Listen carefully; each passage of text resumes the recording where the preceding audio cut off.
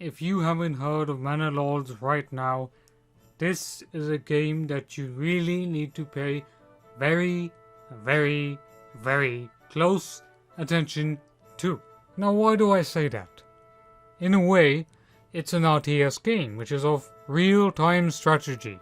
It combines historical realism, accuracy, authenticity.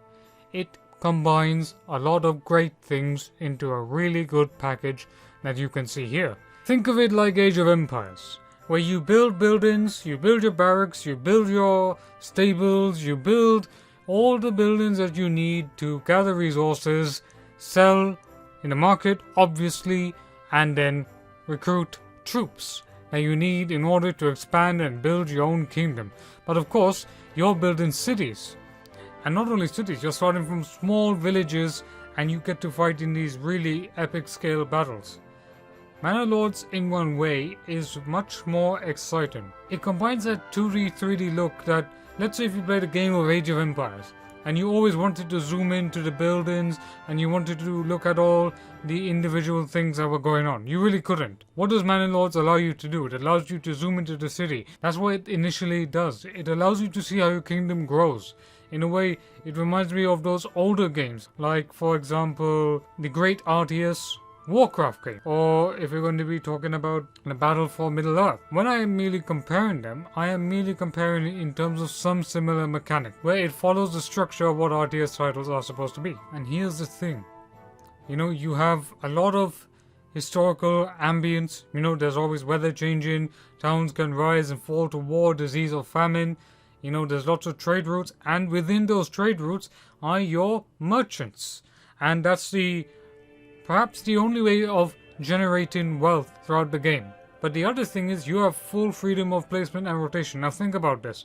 In RTS games, you do have that freedom to a degree. Let's take, for example, Dune Spice Wars. In that game, you can construct your city as you like, but you're forced to have one capital, and you have to build according to what the resources of Arrakis determine you to want. But here, you can build your cities anywhere. You can build your villages anywhere. We didn't know in the medieval era whether duchies and small dukedoms and small fiefdoms, whether they had a strict organized plan. Some of them could have had, but many grew sporadically. And I think that really captures the era of the medieval period really well. The other thing is that this game I believe, will be like Bannerlord in one sense. Now, Bannerlord is a bit different. The difference is, I believe, is that you rise from nothing and you become a king. You build your own kingdom. And the battles, they do take their inspiration from Total War, of course. And I welcome more RTS games to have a 3D style, Total War battle engine. Of course, this is not a Total War battle engine, let me be clear. Of course, it would have been inspired by Total War, because Total War is the trademark when it comes to that. But this is what I really wanted Age of Empires 4 to be, in a way, to combine that element of Age of Empires buildings and then having these real scale tactical 3D battle. When the modding potential for this comes, you could set this in any period. You could set this in the Sengoku Jedi. You could have samurai against samurai. You could have the Golden Age, 8th century Baghdad. You could have the Mongols. You could have so much more in this game and in this era. And Manor Lords is not just proven to be a fantastic game. It's proven that hard work can really make a fantastic game. No rushing, no sort of going budget crunching or anything like that. It's basically saying, look, we are going to deliver something unique to the game market of RTS. RTS has been somewhat quiet for now, I believe, in my humble opinion. I think what this game will do is, this game will innovate, it will change, it will do many things to basically say, look, there's this period here, let's have a look, and let's just talk about one more thing. This has been developed by Slavic Magic, who has been working on this game as a solo developer, but what he has managed to achieve for one game. This game could easily have been made by Microsoft or Total War, maybe even Paradox. And this was made by one developer, Slavic Magic, who has been researching the layouts, the way medieval cities were built. And there's so many quality of life changes, additions, patches, and I have no doubt that he's been working with the beta testers who have applied to try out this wonderful game, and there's a huge amount of backing from great YouTubers such as Party Elite and Knights of Apollo, and there's so many others. Look, at the end of the day, Manor Lords is being made by one developer and a whole bunch of people, and that Slavic Magic is doing so much work, and that's, the indie developers, they do a huge amount of work that I think needs to be celebrated and applauded. And quite frankly, Manor Lords, when it's released, is going to be the biggest game on Steam so far. You don't believe me? Just wait. Wait until you go to the Discord and see that there are 4,000 applicants. 4,000 applicants to just try out the beta testing alone.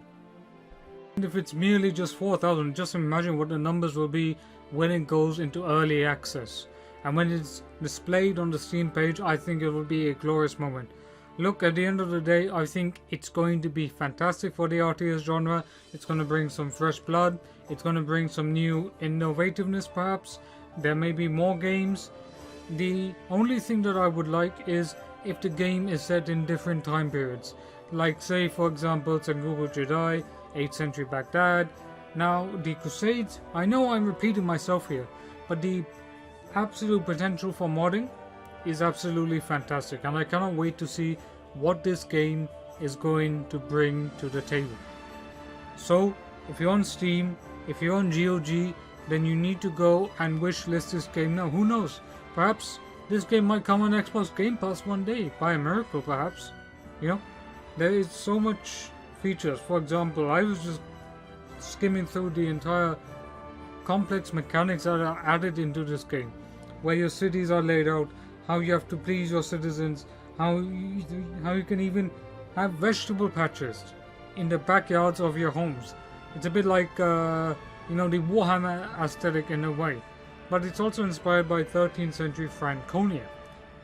And it does take a lot of inspiration from historical accuracy, realism, and the ability to rotate the map and do all types of crazy stuff is going to be great.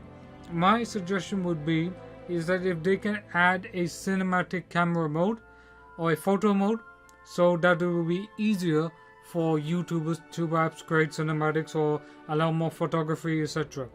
Now this game is going to go in early access sooner or later, maybe this year or the next, but it will go into early access, and it's been worked on so much that we just have to be a little patient. But like Bannerlord was being hyped for such a long time, Manor Lords has been going the same way as well. There's still a lot of work to do, but I am sure that in the end we will get more features added into the game. Perhaps they could add some RPG narrative elements as well.